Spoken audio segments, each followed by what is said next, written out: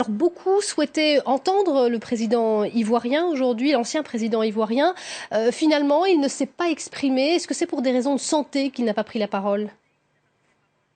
Non, non, non, il n'a pas pris la parole parce qu'il nous est apparu qu'il n'y avait pas de raison particulière pour qu'il prenne la parole. Son équipe de défense s'est exprimée à sa place.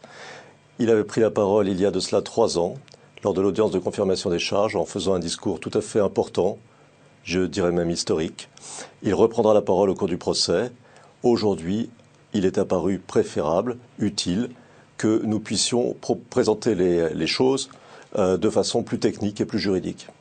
Maître Altit, dans votre déclaration d'ouverture, vous accusez la France d'avoir soutenu militairement Alassane Ouattara dans sa stratégie de prendre le pouvoir par la force. Expliquez-nous en quoi cela exonère le camp de Laurent Gbagbo des crimes qui lui sont reprochés. Alors, je pense qu'il faut présenter les choses de manière un tout petit peu différente. Nous sommes des avocats, nous répondons aux arguments d'avocats de l'accusation, que sont les procureurs. Les procureurs présentent un narratif. Ce narratif, nous le considérons, nous, la défense, comme biaisé et partiel. Pourquoi? Parce qu'il reprend le narratif de légitimation de la prise du pouvoir par Alassane Ouattara, qui avait été conçu à l'époque par les communicants français d'Alassane Ouattara, un narratif politique.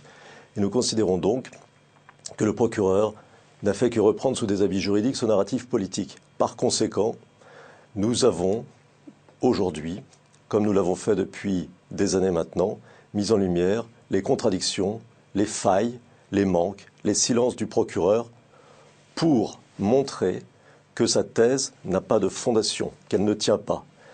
Et faisant cela, nous montrons en creux qu'il y a une autre histoire. Nous, en quelque sorte, nous découvrons, nous expliquons la réalité. Et naturellement, donner à voir la réalité, c'est donner à voir l'implication française et l'implication personnelle du président Sarkozy. Maître Altit, vous dénoncez un procès biaisé. Lors de l'ouverture de ce procès, la procureure a affirmé qu'elle enquêtait bien dans les deux camps. Elle a reconnu qu'il y avait eu des crimes commis également par le camp d'Alassane Ouattara. Est-ce que ces propos ne vous ont pas rassuré? Ce n'est pas très rassurant. Il y a 3 ans de cela, je demandais à la procureure, devant les juges de la Chambre préliminaire de la Cour pénale internationale, quand elle allait enfin poursuivre ceux qui sont suspectés de crimes de masse, de crimes contre l'humanité, d'avoir commis ces crimes pendant des années et des années, notamment dans le nord du pays, qu'ils ont ravagé pendant près de 10 ans.